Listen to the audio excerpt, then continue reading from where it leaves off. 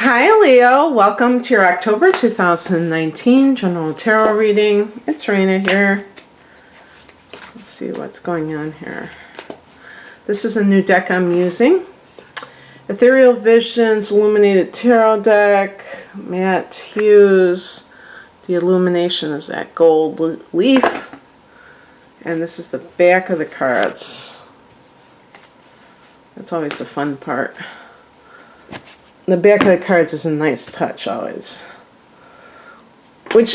Tell me which one you like better as a back of a card.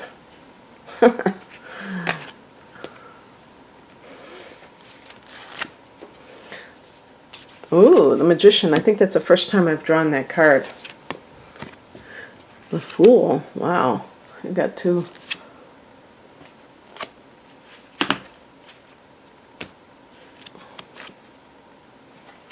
Wands.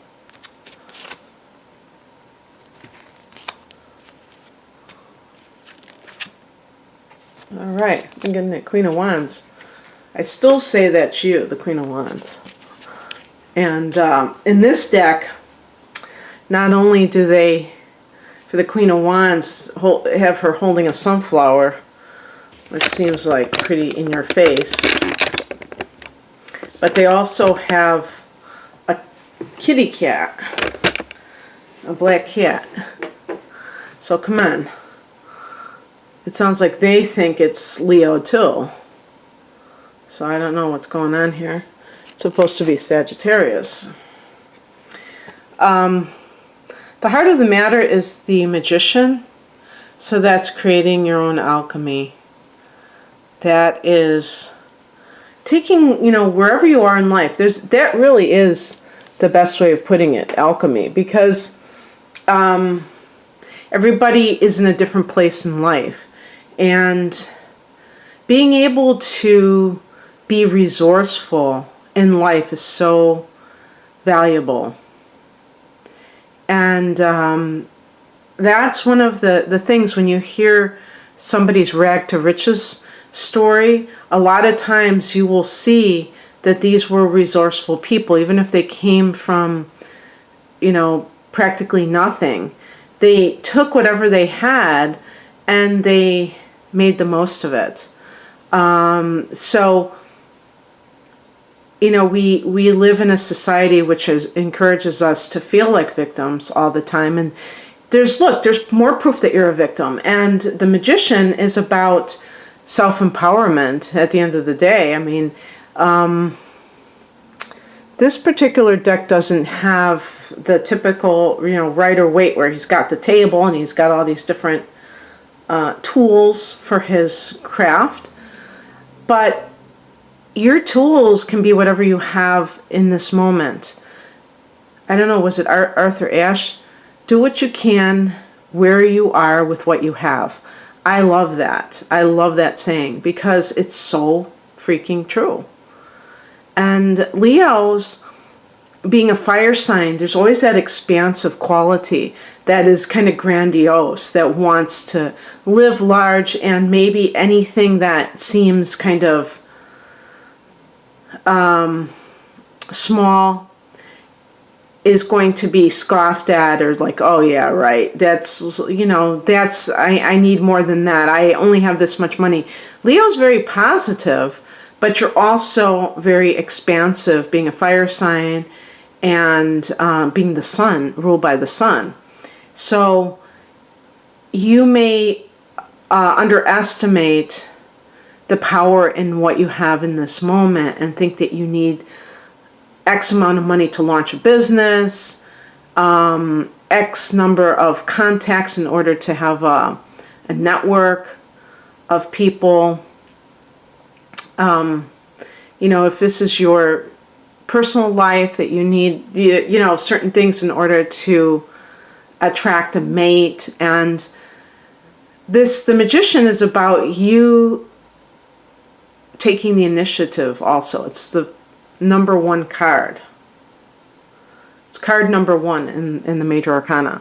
And it's interesting. I didn't know that the Magician card did have an association with Aries, But I mean, obviously, it makes perfect sense. And so taking the initiative is very much like an Aries person.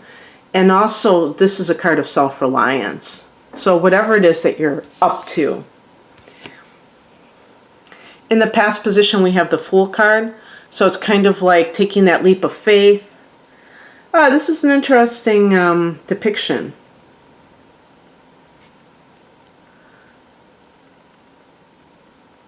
This looks like the Morton Salt Boy or something.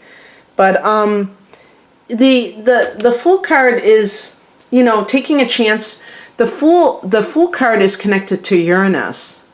And that's interesting too, because Uranus is about unconventional, how can I say unconventionality? No, unconventional living and thinking.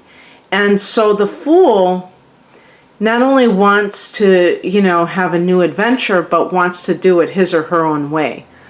And this is an aspect of freedom, you know, being able to do what you want the way you want to do it.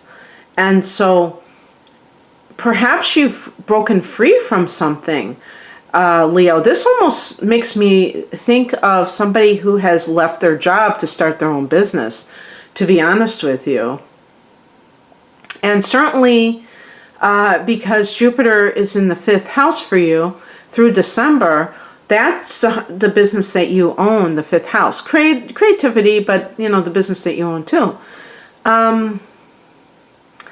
And so it's almost like being sprung from jail, where you are like, finally I can breathe. Finally I can do things the way I've always envisioned they should be done.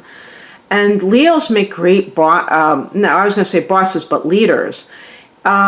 So if you were in a position where you were taking orders, that might have been difficult. Even though you're not a cardinal sign like Aries, you still have this leadership quality, and even I would say dignity and pride. And you know, there's nothing shameful about working for somebody else. Actually, it's a sign of being able to humble yourself is good.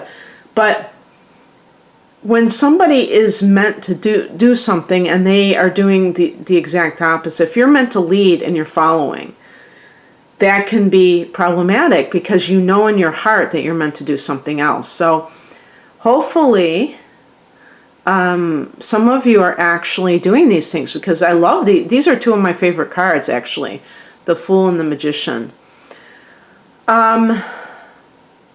This can also apply to relationships. Because Leo is a fixed sign, you are the kind of person who will stick it out. Whether it's a job that you're not crazy about or a relationship which isn't working. And people say, oh, Leo is so loyal. Well, maybe, but I think there's also the element of Leo being afraid of change. So this may be, you're just like, to hell with it, because you need that change in your life. And it's gotten to that point. It might be like you just are chomping at the bit to do something. Oh, you know, it's interesting too, because I was talking about Uranus. I didn't even think about this. Maybe this is some kind of a timing issue, because Uranus went into Taurus a few months ago. And for you, Leo, that's your 10th house of career. So that certainly could indicate somebody who wants to break free from that confinement of whatever that career and maybe do something for yourself. The higher message is the Ace of Swords. I don't know if you can see this. It's getting kind of washed out. But here's an example of that gold sheen or gilded card. The Ace of Swords is a card of cutting through illusion and getting to the truth of some situation. So it can be that you were in denial about something. Maybe you didn't realize how much a situation was affecting you in other areas, and you realized that you had to break free. Or it's not just like feeling pent up, confined. It's also feeling, I would say, powerless. Because with the magician, it's like I'm going to create something for myself where I'm not dependent on somebody, perhaps, where you don't feel like you have to. It's not just about not answering to somebody, but not feeling like you're dependent on them for everything.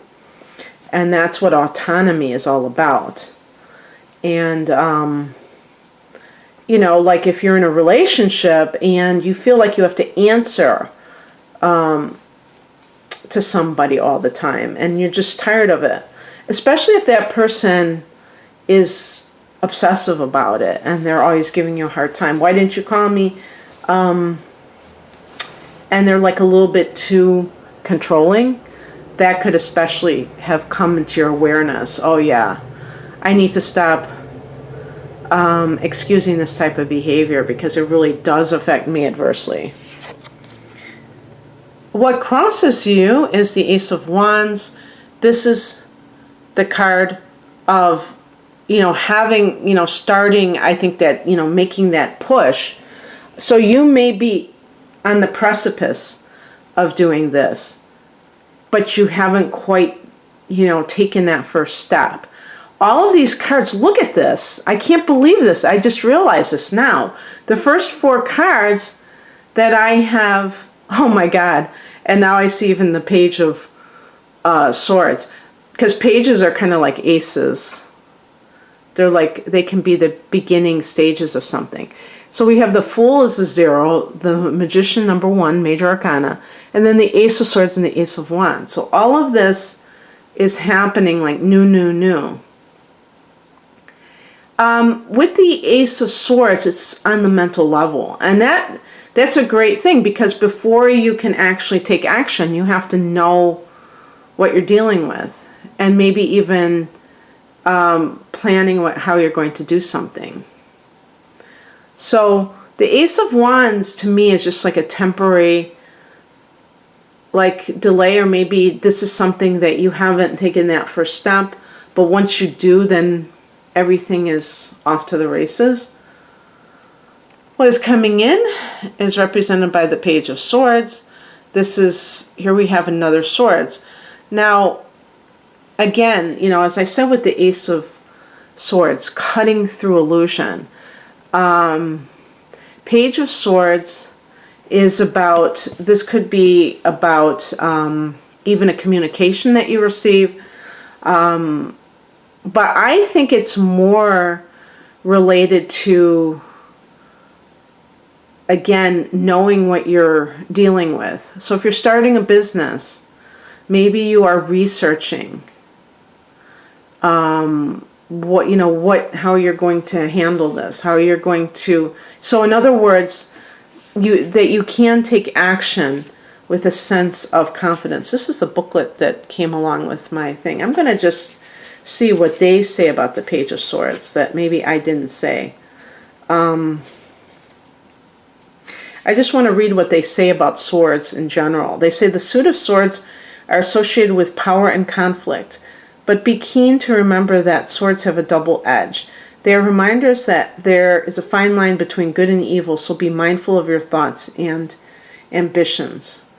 And swords connect with air energy, so if you have somebody in your life who is either a Gemini, a Libra, or Aquarius, and Aquarius is your opposite sign, Leo, that person, who knows, maybe you're going to come in contact with them, or they're going to come in contact with you. They're going to contact you.